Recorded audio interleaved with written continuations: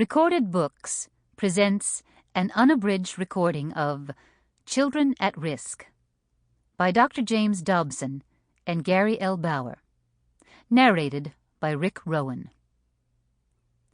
This book is copyrighted 1990 by James C. Dobson and Gary L. Bauer. This recording is copyrighted 2003 by Recorded Books. Dr. Dobson's career as founder of the multinational Focus on the Family organization began when Jesus Christ said to him, "If America is going to survive the incredible stresses and dangers it now faces, it will be because husbands and fathers again place their families at the highest level of their system of priorities." Gary Bauer's ideas have emerged from his involvement with Focus on the Family.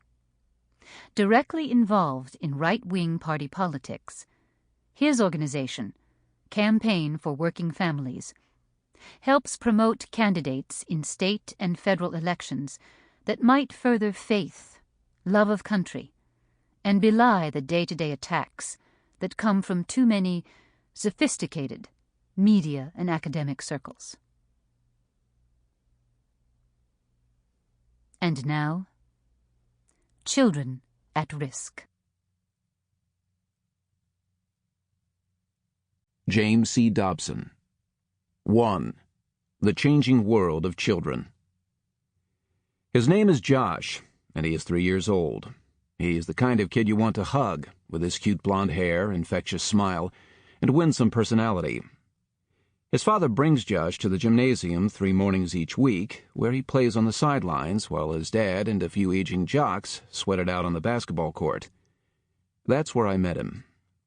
One day, during a break in the action, I walked over to the bleachers and sat down beside Josh. I tried a couple of times to engage him in conversation, but got nowhere. He didn't really know me, and he was perfectly willing to leave it that way. After getting no more than a nod in response to several questions, I resorted to the can't-miss-never-fail method of making friends with a small boy. I said, "Josh, have you ever been stung by a bee?" He lit up like a Christmas tree. "Yeah," he said excitedly. "He got me right there," pointing to the side of his big toe. "Did you step on him?" I asked. "Nope, he dived on me," said Josh. From that point on, Josh and I were fast friends. We kicked a volleyball back and forth and talked about things that turned him on. Nothing, however, interested him quite like the bee that dived from the sky and grabbed his big toe. I smiled as I watched little Josh running around the gymnasium, gleefully teasing his father and chasing loose basketballs. He reminded me of my own kids, now grown, and the joy they brought to our house during their preschool years. Then, a certain sadness came over me. I thought about the 25 million little babies who have been killed through abortion since the Supreme Court legalized their slaughter in 1973. Their numbers would amount to 10% of today's entire population of Americans. Each of those tiny infants had the potential to be like Josh, incredibly precious, worth more than the combined wealth of the entire world.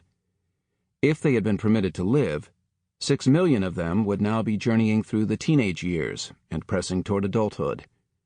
Nearly 11 million would be in elementary school, carrying their Crayolas and Mickey Mouse lunchboxes to class each morning. Then I looked again at Josh.